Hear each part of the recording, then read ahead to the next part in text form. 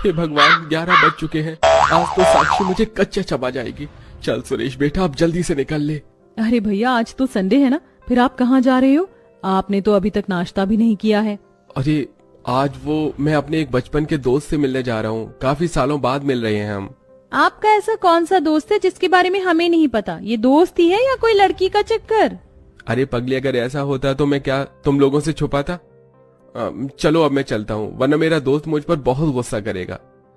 सुरेश अपनी 8 बहनों से झूठ बोलकर एक पार्क जाता है, जहाँ सुरेश की गर्लफ्रेंड साक्षी काफी देर से उसका इंतजार कर रही होती है। तुमसे मैंने 11 बजे आने को कहा था और तुम 12 बजे आ रहे हो। जाओ, मुझे तुमसे कोई बात नहीं करनी। अरे मेरी जाने मन, अगर तुम मुझसे रूठ जाओगी तो मैं किससे बात करूंगा? सॉरी, तुम तो जानती हो ना कि मेरी 1-2 नहीं बल्कि 8-8 बहनें हैं। उन सबको मुझे हर छोटी मोटी चीजों का जवाब देना पड़ता है। इसीलिए तो मैं कहती हूँ कि तुम मुझसे जल्दी से शादी कर लो, ताकि फिर हमें तुम्हारी बहनों को कोई जवाब न देना पड़े। साक्षी, मैं तुम्हारी बात समझता हूँ, लेकिन जरा तुम अपने बारे में तो सोचो ना। तुम शुरू से ही अपने माँ बाप की इकलौती बेटी रही हो, तो अब कैसे अपनी 8 नंदों के साथ एडजस्ट कर पाओगी? तुम उसकी फिक्र मत करो, वो सिर्फ तुम्हारी ही नहीं, मेरी भी छोटी बहनें जैसी हैं। मैं उन सबका अच्छे से ख्याल रखूंगी। तुम तो बस जल्दी से शादी कर लो मुझसे। अपनी गर्लफ्रेंड साक्षी की बात सुन सुरेश काफी ज्यादा खुश होता है, जिसके बाद अब सुरेश अपनी बहनों को साक्षी के बारे में बताकर साक्षी के माता पिता से बात कर साक्षी का हाथ मांगता है, और कुछ ही समय में साक्षी और सुरेश की शादी हो जाती है। अरे मेरी प्यारी बहनों, अब अपनी भाभी का गृह प्रवेश करोगी या उसे यूं ही दरवाजे पर ही खड़ा रखोगी? हाँ, कब से खड़ी है बेचारी, अब जल्दी से गृह प्रवेश कर भी दो। क्या बात है भैया, अभी तो भाभी को घर आए हुए 1 मिनट भी नहीं हुआ और आप तो अभी से ही उनके गुलाम बन गए। भाभी, आपने तो हमारे इकलौते भाई को हमसे छीन ही लिया। अरे नहीं शालिनी, ऐसा नहीं है, ये तो बस। अरे भाभी, आप घबरा क्यों गई? हम तो बस यूं ही मजाक कर रहे थे। 8 नंद मिलकर अपनी इकलौती भाभी का गृह प्रवेश करती है, और ऐसे ही शादी का पहला दिन गुजर जाता है। सुरेश एक छोटी सी दुकान में मामूली नौकरी करता था, इसलिए वो अभी तक अपनी 8 बहनों के साथ एक छोटे से कमरे में रहता आया था, जिसके चलते अब साक्षी को भी अपने साथ नंद के साथ एक ही कमरे में एडजस्ट करना पड़ता है। लेकिन ये एडजस्ट साक्षी के लिए इतना भी आसान नहीं था। भाभी, ये आप क्या कर रही हो? वो कल शादी की थकान से अपने कपड़े अलमारी में सेट नहीं कर पाई थी ना, इसलिए अब सेट कर रही हूँ।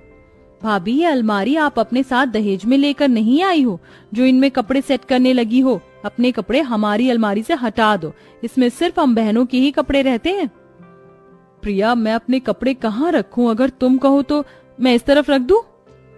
नहीं, उस तरफ भी हम अपने ही कपड़े रखते हैं। आप अपने कपड़े बैग में रखो और जब पहनने हो तो डायरेक्ट बैग से निकाल कर पहन लेना।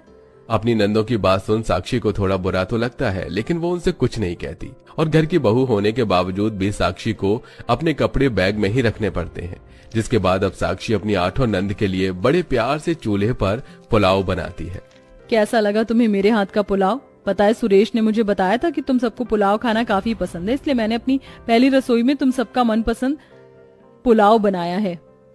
तो इसमें इतना खुश होने वाली कौन सी बात है? पुलाव ही बनाया है, कौन सा हमारे लिए सोने का हार बनवाया है जो इतना खुश हो रही हो? एक बार फिर अपनी नंदों का जवाब सुन साक्षी उदास हो जाती है। साक्षी घर के कामों में लग जाती है, जिसे देख उसकी 8 नंद जानबूझकर सारा खाना खा जाती हैं, और बेचारी साक्षी के लिए कुछ भी नहीं बचता।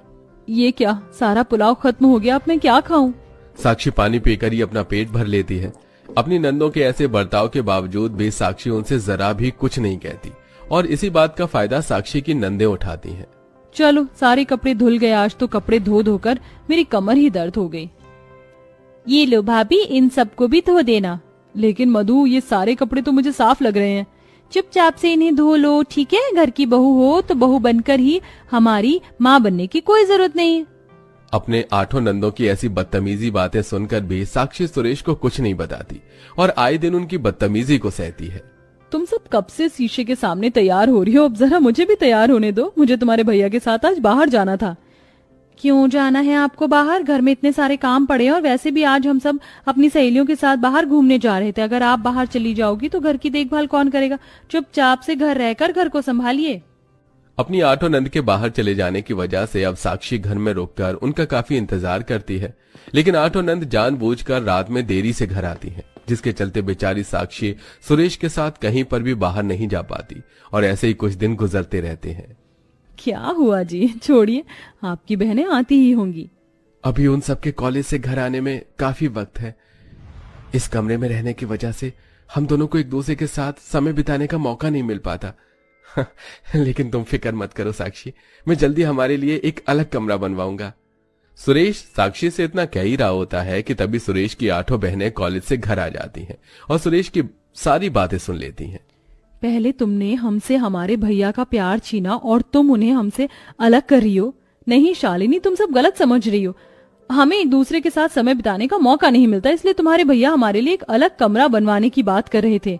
अपनी ये सफाई उसको जाकर देना जो तुम्हारी आदतों से वाकिफ नहीं है। बड़ी आई थी हमसे हमारे भैया छीनने वाली। हम भी देखते हैं कि कौन हमारे रहते हुए अलग कमरा बनवाता है।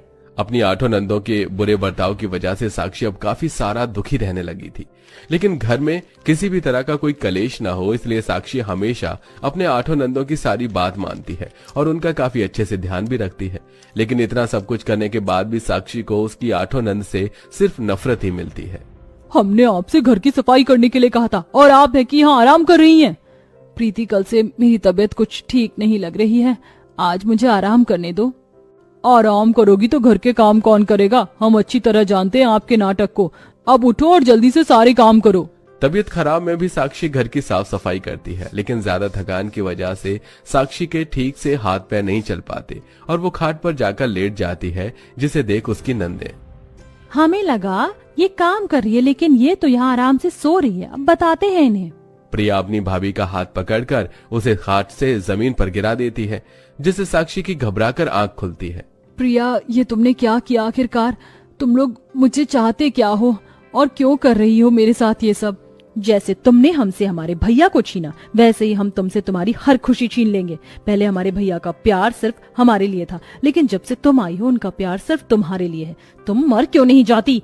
सारी नंदे मिलकर अपनी भाभी को कड़ी कोठी सुनाने लगती हैं कि तभी वहां सुरेश आ जाता है और अपनी बहनों की सारी बातें सुन लेता है। ये क्या तमीज है अपनी भाभी से बात करने की? आज तक मैं समझता था कि तुम छोटी हो इसलिए ऐसी हरकतें करती हो, लेकिन अब सब समझ में आ रहा है, ये सब तुम जानबूझकर कर रही हो। सुरेश अपनी बहनों को सुना ही रहा होता है कि तभी अचानक साक्षी बेहोश हो जाती है, जिसे देख सुरेश जल्दी से साक्षी को अस्पताल लेकर जाता है। देखिए, घबराने की कोई बात नहीं है, बल्कि ये तो खुशखबरी है। मुबारक हो, आपकी पत्नी पेट से है। डॉक्टर की बात सुन सुरेश काफी खुश होता है और जल्दी से साक्षी के पास जाता है। पता है साक्षी, डॉक्टर क्या कह रहे थे? तुम माँ बनने वाली हो और मैं पापा, लेकिन हम अपने आने वाले बच्चे को ऐसी जगह जन्म नहीं देंगे। हम आज ही इस घर को छोड़कर चले जाएंगे। भैया, ये आप क्या कह रहे हैं? सुरेश, आप ऐसा सोच भी कैसे सकते हैं? अगर हम कहीं और चले जाएंगे तो आपकी बहनों का क्या होगा? आपकी बहनों का बर्ताव भले ही मेरे लिए जैसा भी हो, लेकिन वो आपसे बहुत ज्यादा प्यार करती हैं। आपको मेरी कसम, अगर आपने दोबारा उन्हें छोड़ने की बात कही तो।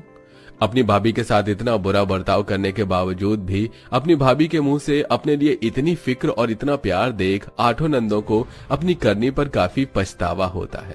भाभी, हमें माफ कर दो। भाभी, हमसे सच में बहुत बड़ी गलती हो गई। हमें लगता था कि आपने भैया को हमसे छीन रही हो, लेकिन हम गलत थे। अब से हम कभी भी ऐसा नहीं करेंगे। आपको सच में दिल से भाभी का दर्जा देंगे, आपका सम्मान करेंगे। तुम लोग ऐसे रो मत, मैं तुम सबकी आंखों में आंसू नहीं देख सकती। जो हुआ सो हुआ। अब हम सब भूल जाते हैं और एक नई जिंदगी की शुरुआत करते हैं। 8 नंदे अपनी गर्भवती भाभी को अपने एक कमरे के घर में लेकर आती हैं और काफी अच्छे से उसका ख्याल रखती हैं और अब पूरा परिवार हंसी खुशी बिना किसी मनमुटाव के एक साथ रहता है। आपको हमारी नंद भाभी कैसी लगी? आप भी हमें अपनी नंद या भाभी का नाम कमेंट करके जरूर बताइएगा।